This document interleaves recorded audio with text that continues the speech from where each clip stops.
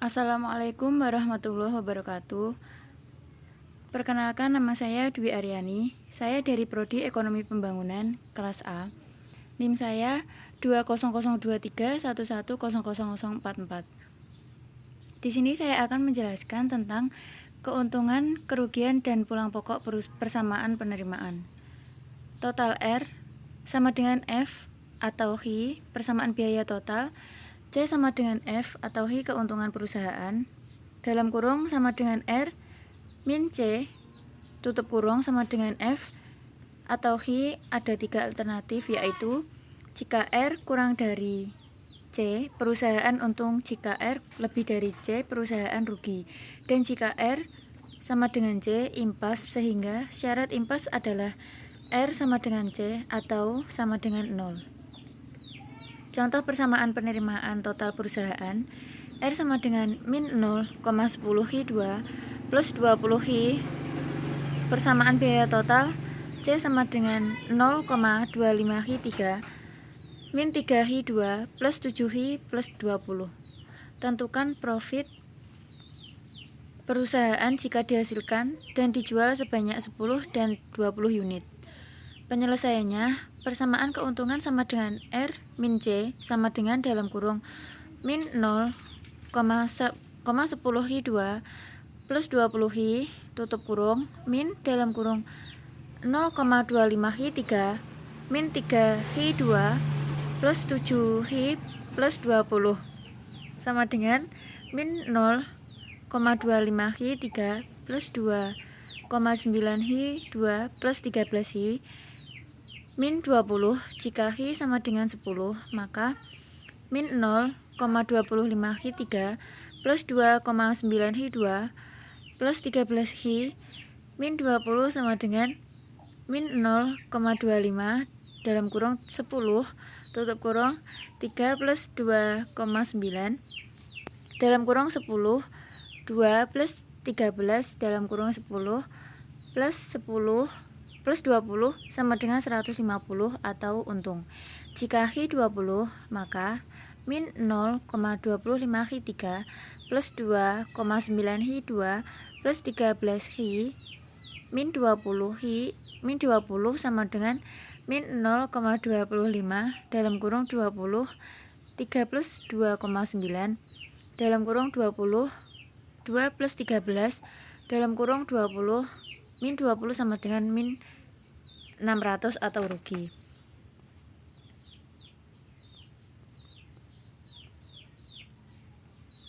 Soal: laba maksimal seorang produsen menetapkan harga per unit produknya sebesar 40. Pada harga tersebut konsumen membeli sebanyak 15 unit. Kalau harga dinaikkan sebesar 20, maka jumlah yang dibeli konsumen hanya 10 unit. Sedangkan fungsi biaya total adalah 20 Hi plus 50.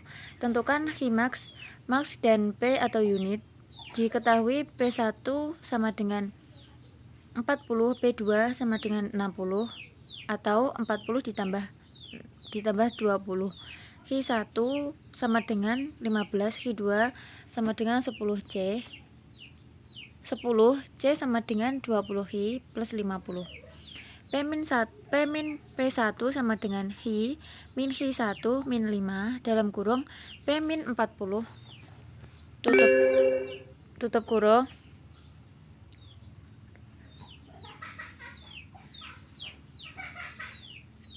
sama dengan 20 dalam kurung Hi min 15, P2 min P1 Hi 2 min Hi 1 min 5P plus 200 sama dengan 20 Hi min 300 P min 40 sama dengan Hi min 15 min 5P sama dengan 20 Hi min 300 min 20.060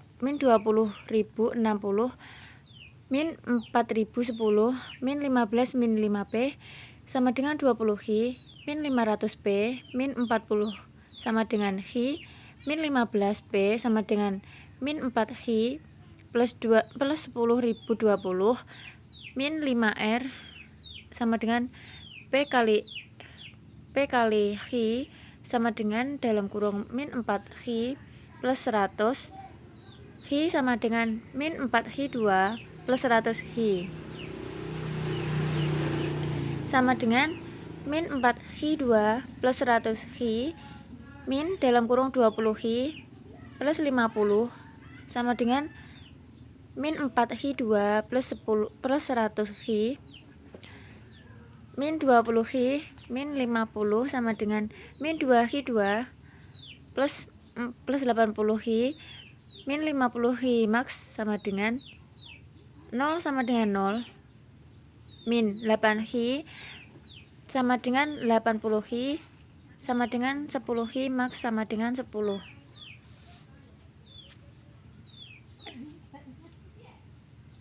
Sama dengan min 4hi2 plus 80hi min 50 sama dengan 4 min 4 dalam kurung 10 2 plus 80 dalam kurung 10 min 50 sama dengan min 400 plus 800 min 50 max sama dengan 350 per unit. P sama dengan min 4hi plus 100 sama dengan min 4 dalam kurung 10 plus 100 sama dengan min 40 plus 100 P sama dengan 60.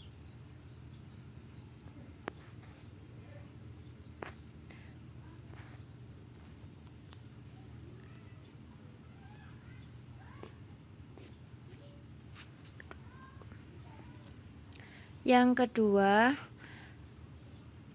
saya akan menjelaskan tentang fungsi utilitas. Fungsi utilitas adalah ekspresi matematis yang memberikan nilai pada semua kemungkinan pilihan. Dalam teori portofolio, fungsi utilitas mengungkapkan preferensi entitas ekonomi sehubungan dengan resiko yang dirasakan dan pengembalian yang diharapkan. Dalam mikroekonomi, ini adalah fungsi konsumsi individu atas berbagai barang-barang dan jasa. Mengapa fungsi utilitas itu penting?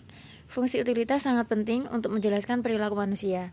Ekonom menggunakannya dalam menjelaskan sebuah dasar teori pilihan konsumen.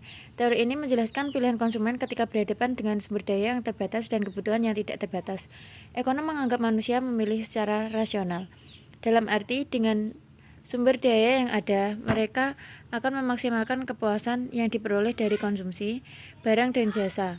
Untuk mengukur kepuasan konsumen, para ekonom menggunakan fungsi utilitas. Dalam teori ini, para ekonom juga menggunakan fungsi atau garis batasan anggaran sebagai kombinasi barang dan jasa yang mungkin diperoleh konsumen dengan sumber dayanya atau uang.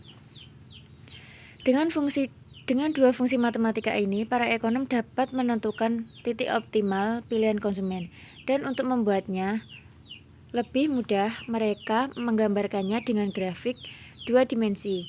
Grafik terdiri dari kurva indifference dan garis kendala anggaran. Kurva indifference mewakili kombinasi barang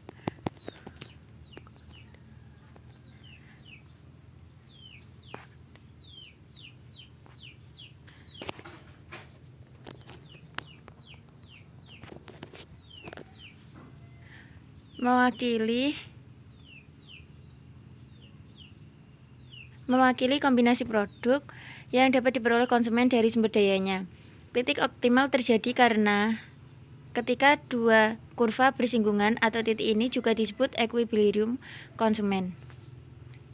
Cara kerjanya, dengan fungsi utilitas kita dapat membuat peringkat bundel konsumsi yang berbeda berdasarkan preferensi konsumen. Mari kita ambil contoh sederhana. Bundel A berisi 4 jeruk dan 3 apel. Bundel B terdiri dari 3 jeruk dan 4 apel. Sebagai contoh, ketika Anda untuk keranjang, Anda menghargai utilitas total bundel A sebagai 12 utils dan bundel B sebagai 6 utils. Anda lebih suka bundel A karena mengandung lebih banyak jeruk. Kepuasan Anda dengan jeruk bali agak lebih tinggi dari apel. Karena itu, Anda lebih suka bundel A. Sebagai catatan, fungsi utilitas tidak memberikan peringkat kardinal, tetapi peringkat ordinal. Apa konsekuensinya? Dengan peringkat ordinal, Anda dapat menentukan bundel mana yang Anda sukai. Namun, Anda tidak dapat menghitung kepuasan relatif dari setiap bundel. Dalam kasus di atas, Anda suka bundel A. Dan Anda pikir itu memberikan kesenangan 12 utils. Angka itu tidak berarti bundel A memiliki 2 kali lipat utilitas bundel B. Mengapa? Karena Anda menilai berdasarkan persepsi. Dan itu subjektif dan tergantung pada kondisi ketika Anda memberikan penilaian ketika dihadapkan dengan pilihan yang sama di lain waktu. Anda mungkin memberikan penilaian yang berbeda, dan fungsinya mencoba untuk mengukur kepuasan Anda.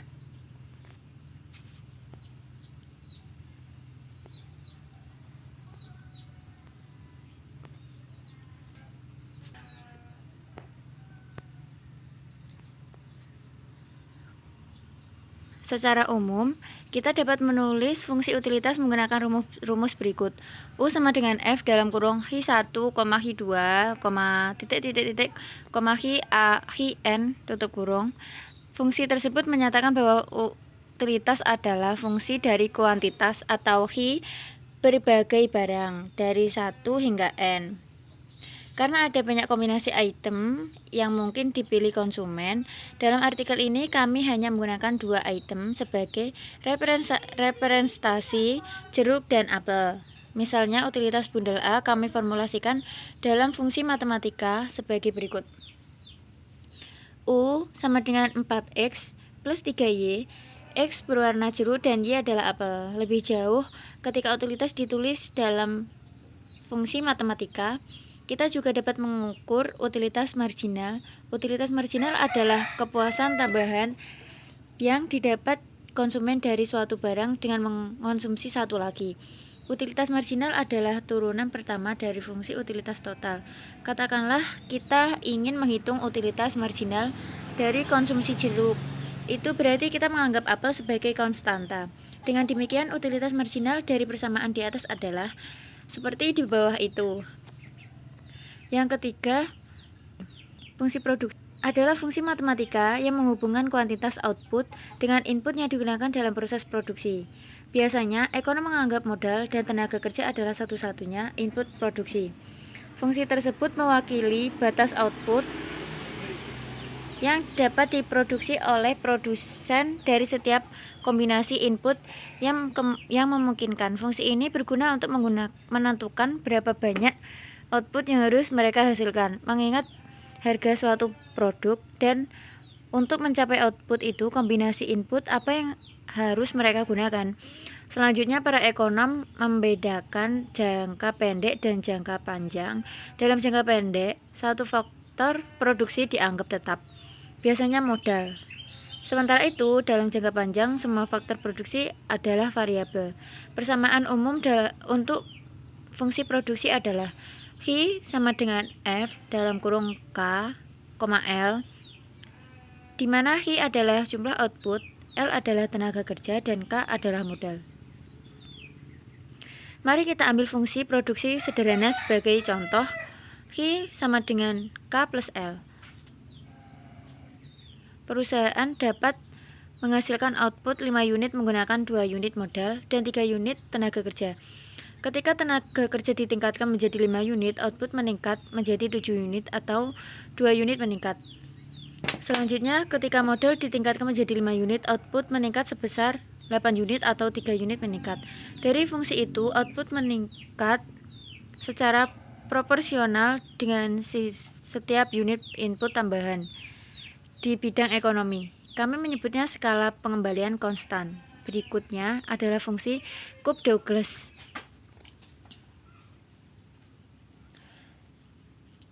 Contohnya, Y sama dengan AK alpha L beta, di mana A mewakili faktor total produktivitas atau TFP yang mengukur faktor di luar tenaga kerja dan modal yang berkontribusi terhadap perubahan output. Ekonom menyebutnya sebagai faktor dalam peningkatan teknologi. Sementara itu, alpha mengacu pada elastisitas output modal dan beta mempresentasikan elastisitas output dari tenaga kerja. Jumlah alpha dan beta sama dengan 1 jika itu adalah konstan return to scale, kurang dari 1 jika itu discrete return to scale, dan lebih dari 1 jika itu Crashing returns to scale. Kita dapat memperkirakan rumus tentang pertumbuhannya seiring waktu sebagai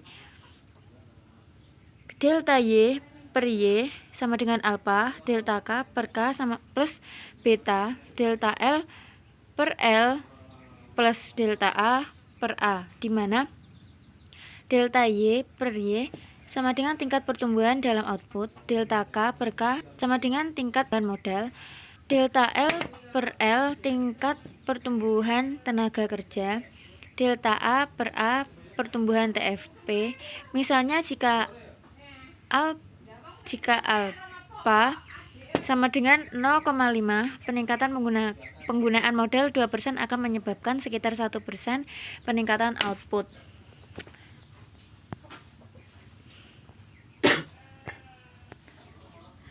Sekian presentasi dari saya. Kurang lebihnya mohon maaf. Wassalamualaikum warahmatullahi wabarakatuh.